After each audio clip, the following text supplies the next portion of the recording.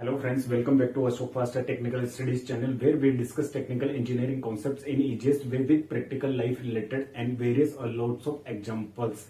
Today we are going to discuss about a very important subject of chemical engineering, chemical process calculation. It is important subject for you if you are in 11th to 12th degree in diploma pursuing and want to get preparation. अगर आप gate की preparation कर रहे हैं या any other competitive exam की preparation कर रहे हैं तो केमिकल प्रोसेस कैलकुलेशंस आपके लिए एक बहुत इंपॉर्टेंट सब्जेक्ट हो जाता है। तो बिना टाइम वेस्ट के हम वीडियो को स्टार्ट करते हैं कि केमिकल प्रोसेस कैलकुलेशन क्या होता है। केमिकल इंडस्ट्रीज में जहां पर भी कोई भी प्रोडक्ट की मैन्युफैक्चरिंग करी जाती है तो वहां पर रिएक्टेंट को किस स्टोइकोमेट्रिक कोएफिशिएंट में मिलाए, उसके रिएक्शन कैसे करवाई, उस रिएक्शन की कैलकुलेशन क्या होगी, कितने टाइम में वो हैपन होगी और कितने समय बाद हमें डिजायर्ड प्रोडक्ट मिलेगा और डिजायर्ड प्रोडक्ट के साथ में जो अनकन्वर्टेड रिएक्टेंट्स रहते हैं, अनकन्वर्टेड गैसेस रहती हैं, वहां उनको वेंट किस फ्लो रेट से करवाए, एनवायरमेंट में कैसे डिस्चार्ज होंगी। तो उन सबकी कैलकुलेशंस करने के लिए एज ए केमिकल इंजीनियरिंग और अदर ब्रांचेस के लिए भी केमिकल प्रोसेस कैलकुलेशन बहुत इंपॉर्टेंट सब्जेक्ट है। 4 से 5 नंबर के इसमें 2 से 3 क्वेश्चन हमारे गेट एग्जाम में भी आते हैं। तो केमिकल प्रोसेस कैलकुलेशन को स्टार्ट करने से पहले मैं समझ के चलता हूं कि कुछ बेसिक नॉलेज तो आपको 11th 12th और डिप्लोमा में कुछ फर्स्ट ईयर में आपने पढ़ा होगा तो होगी ही सही। तो एक बेसिक इंट्रोडक्शन करवा देता हूं कि केमिकल प्रोसेस कैलकुलेशन को पढ़ने के लिए हमें पता होना चाहिए फंडामेंटल क्वांटिटीज क्या होती है, डेराइव्ड क्वांटिटीज क्या होती है। स्टेप बाय स्टेप हम हर एक चीज कवर करेंगे, ठीक है। यूनिट्स करेंगे, कन्वर्जन करेंगे, basic concept of chemical process calculation करेंगे। देन 5-7 वीडियोस के बाद में हम सब्जेक्ट को पढ़ना स्टार्ट करेंगे, ठीक है। तो फर्स्ट ऑफ ऑल हम जानते हैं कि फंडामेंटल क्वांटिटीज क्या होती है। फंडामेंटल क्वांटिटीज जैसे फंडामेंटल अंक होते हैं 0 to 9 डिजिट्स, जो अंक होते हैं हमारे 0 to 9 के जो अंक होते हैं ये फंडामेंटल अंक है, डिजिट है। तो इन फंडामेंटल अंक से मिलकर के बना होते हैं हमारे हजारों और लाखों और इनफाइनाइट तक हमारे नंबर्स होते हैं। इसी प्रकार से हमारे केमिकल प्रोसेस कैलकुलेशन में भी कुछ फंडामेंटल क्वांटिटीज होती है, लाइक जैसे वो टोटल होती है 7 फंडामेंटल क्वांटिटीज, ठीक है। फंडामेंटल क्वांटिटीज हमारे पास में 7 होती है। First is length, second is mass, third is time, fourth is temperature, fifth is current, six is amount of matter, seventh is luminous intensity. ठीक है। तो ये तो हमारे किसी काम के नहीं है। तो लेंथ, ठीक है। तो लेंथ की जो एमकेएस यूनिट होती है मीटर और सीजीएस सेंटीमीटर, मास की केजी, सीजीएस में ग्राम, टाइम को एमकेएस में सेकंड, सीजीएस में सेकंड, टेम्परेचर को डिग्री केल्विन, है ना, डिग्री नहीं लगाया जाता है यहाँ पे, डिग्री सेल्सियस और डिग्री फ़ारेनहाइट, सीजीएस। करंट को एम्पेयर में मापा जाता है, अमाउंट ऑफ मैटर को मोल में मापा जाता है, लुमिनस इंटेंसिटी को कैंडेला में मापा जाता है। ये हमारे किसी काम की नहीं, करंट हमारे किसी काम का नहीं। ओनली हम डिस्कस करेंगे यहाँ पर length, mass, time, temperature and amount of matter या अमाउंट ऑफ सब्सटेंस, ठीक है। तो फंडामेंटल क्वांटिटीज को हम प्राइमरी क्वांटिटीज भी बोलते हैं। एंड सेकंड हमारी होती है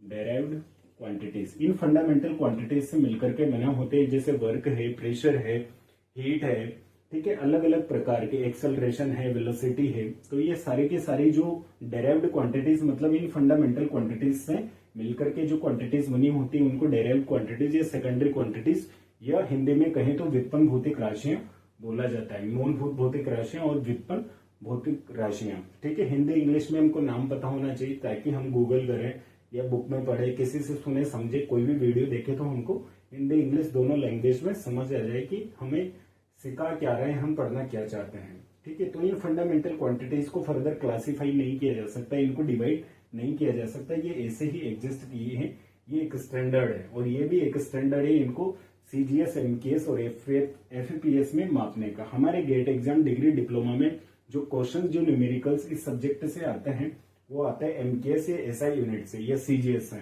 एफपीएस से बहुत कम चांसेस होते हैं कि आते हैं, डिग्री में और गेट एग्जाम में नहीं आते हैं जनरली। डिप्लोमा में फिर भी एफपीएस में कई न्यूमेरिकल्स क्वेश्चंस एग्जाम में 2-4 आपको देखने को मिल सकते हैं। तो हम कुछ यहाँ पर कुछ बेसिक डेराइव्ड क्वांटिटीज और उनकी यूनिट्स के बारे में देखेंगे। ठीक है, मैं मान के चल रहा हूँ कि ये बेसिक नॉलेज आपको ऑलरेडी होगी, बस एक डिस्क्रिप्शन दे रहा हूँ। ये सब्जेक्ट को पढ़ने से पहले ये चीजें रिवाइज करना और पढ़ना बहुत जरूरी है। तो फर्स्ट यूनिट हम लेते हैं वेलोसिटी। वेलोसिटी, तो वेलोसिटी क्या होती है? Distance upon time. डिस्टेंस को मीटर में, टाइम को सेकंड में, ये इसका ऐसा यूनिट हो गया। सेकंड है हमारी एक्सेलरेशन। एक्सेलरेशन, एक्सेलरेशन क्या होता है? Velocity upon time. Velocity change with respect to time, time के साथ में किसी भी चीज की वेलोसिटी चेंज होती है तो उसे एक्सेलरेशन बोला जाता है। तो मीटर पर सेकंड इंटू सेकंड, तो ये क्या हो गया? मीटर अपॉन सेकंड स्क्वायर, इसका ऐसा यूनिट हो गया। ठीक है, नेक्स्ट है हमारा फ्लो रेट। ठीक है, फ्लो रेट, फ्लो रेट क्या होती है? केजी पर टाइम। ठीक है, तो यहां पर मैंने जो लिखा ये मास फ्लो रेट है। अगर ये मोल पर टाइम होता तो ये वॉल्यूमेट्रिक फ्लो रेट हो जाती, और मीटर क्यूब पर टाइम होता तो ये वॉल्यूमेट्रिक फ्लो रेट। ठीक है, ये वॉल्यूम के रूप में, ये मोलर फ्लो रेट, ये मोल्स के रूप में, ये मास फ्लो रेट, ये मास के रूप में है। तो ये 3 फ्लो रेट्स के बारे में भी हम यहाँ पे डिस्कस करेंगे, इनको कन्वर्ट करेंगे। नेक्स्ट है अपनी डेंसिटी। डेंसिटी घनत्व, द्रव्यमान बटा आयतन, मास बाय वॉल्यूम। ये एक इंटेंसिव प्रॉपर्टी है, क्योंकि ये डेंसिटी जो है वो मास पर डिपेंड नहीं करती, उसके वॉल्यूम पर डिपेंड नहीं करती है। क्योंकि ये जो बोर्ड है, इसके यहाँ की जितनी डेंसिटी होगी उतनी ही बोर्ड की होगी, और इसको बड़ा कर दो तो उसकी डेंसिटी भी वही होगी। क्योंकि यहाँ पर डेंसिटी का मतलब है इकाई आयतन में कितना मास हमारा प्रेजेंट है, उसको डेंसिटी हम बोलेंगे। तो डेंसिटी की यहाँ से यूनिट हो जाएगी मास की केजी, वॉल्यूम की metre cube, KG upon metre cube इसका यूनिट हो जाएगा। ठीक है, तो यहाँ तक कि हमको बात समझ में आएगी। कुछ बेसिक यूनिट से आपको ऑलरेडी आपने पढ़ा भी होगा, नहीं भी पढ़ा हो तो आपको समझ लीजिएगा इनको। ठीक है, समझ तो आ ही रही होगी इजीली आपको, ऐसी कोई प्रॉब्लम वाली बात नहीं है, बिल्कुल सिंपल है। वीडियो पॉज करके आराम से भी समझ सकते हैं आप, इनको लिख के देख सकते हैं, क्योंकि जहां तक लिखेंगे नहीं वहां तक सीखेंगे नहीं। ठीक है, फोर्स, जो फोर्स होता है ये होता है F is equal to M A, हम सबने सुना, मास इंटू एक्सेलरेशन।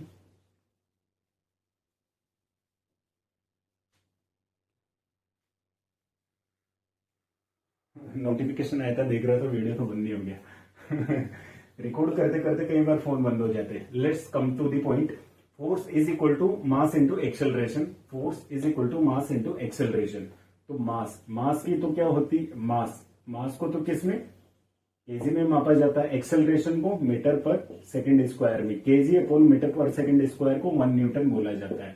तो कई बार ये भी पूछ लिया जाता है इंटरव्यू में 1 न्यूटन क्या होता है। तो 1 न्यूटन को डिफाइन करने के लिए हम क्या बोलेंगे कि कोई 1 किलोग्राम की वस्तु है हमारे पास में, कोई 1 किलोग्राम की वस्तु है, तो उस पर इतना फोर्स लगाया जाए, ये कितना फोर्स लगाया जाए कि वो 1 मीटर पर सेकंड स्क्वायर का एक्सेलरेशन जनरेट कर दे, तो उसको 1 न्यूटन कहा जाता है।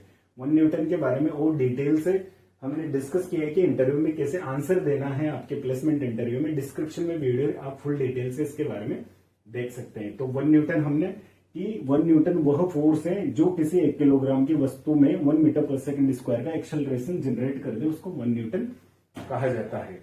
ठीक है, अब नेक्स्ट है हमारा यहाँ पे फोर्स के बाद में वर्क।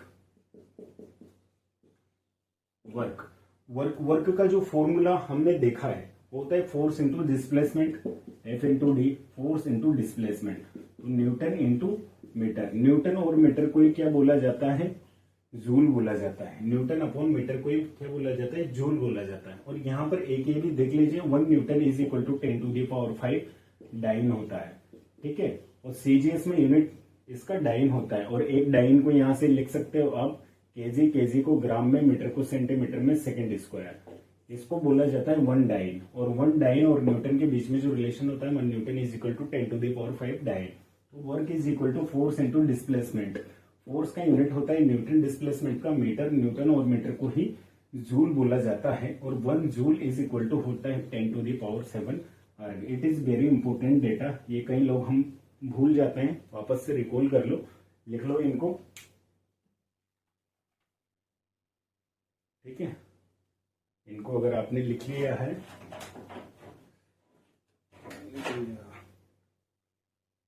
अगर इनको आपने लिख लिया है तो हम आगे बढ़ते हैं और कुछ बेसिक डेराइव्ड यूनिट के बारे में और देख लेते हैं। हीट, हीट के बारे में भी हमने चर्चा करी, लिंक दे दूंगा मैं, आप देख लीजिएगा। हीट क्या होती है, हीट को मापा जाता है कैलोरी में। हीट होती है Q बराबर mc डेल्टा टी, जहां पर मास है, C स्पेसिफिक हीट है, डेल्टा टी टेम्परेचर डिफरेंस के लिए भी 2 पॉइंट्स का, इसको कैलोरी में मापा जाता है। और 1 कैलोरी जो होता है वो होता है 4.184 जूल, ठीक है। ये एक इम्पोर्टेंट फैक्टर है, इसको हम याद रखेंगे। नेक्स्ट है हमारा जो हम पढ़ेंगे इसके अंदर पावर, ठीक है। किसी भी इक्विपमेंट रन कर रहा है तो कितनी पावर तक रन कर रहा है, तो पावर जो होता है वो होता है energy by time, energy by time. Energy को मापा जाता है जूल में, joule upon second, joule upon second को ही वाट बोला जाता है, denoted by capital W, capital W से इसको डिनोट किया जाता है। पावर के बारे में एक बहुत फेमस आपने यूनिट सुनी होगी, हॉर्स पावर, तो 1 horsepower is equal to 746 watt होती है, ठीक है। एक आपने देखा होगा कि 1 किलोवाट हावर, 1 किलोवाट हावर जो आपके घरों में बिजली का बिल आता है, इसी को ही वो किलोवाट हावर में आता है। किलोवाट हावर का मतलब कि 1 किलोवाट का कोई डिवाइस है, वो अगर 1 घंटे तक चलता है तो उसको 1 यूनिट बोला जाता है। अगर आपके 220 किलोवाट हावर आया है, मतलब 220 किलोवाट हावर की डिवाइसेस 1 घंटे तक अगर चलती है तो उससे 220 यूनिट निकलता है। इसका 10-12 रुपए प्राइस होता है आपके घरेलू बिजली का, और कमर्शियल में और भी ज्यादा होता है। तो ये हॉर्स पावर के बारे में कुछ बातें थी। इसके अलावा एक और है प्रेशर, इसके अलावा एक और है हमारी प्रेशर। प्रेशर को P से डिनोट करते हैं, दाब बराबर बल बटा क्षेत्रफल, force upon area, newton upon metre square, इसको पास्कल बोला जाता है, pascal denoted by capital P small a, ठीक है। तो ये कुछ यूनिट्स है, कुछ डेराइव्ड यूनिट्स है जो फंडामेंटल यूनिट से मिलकर के बनी हुई होती है।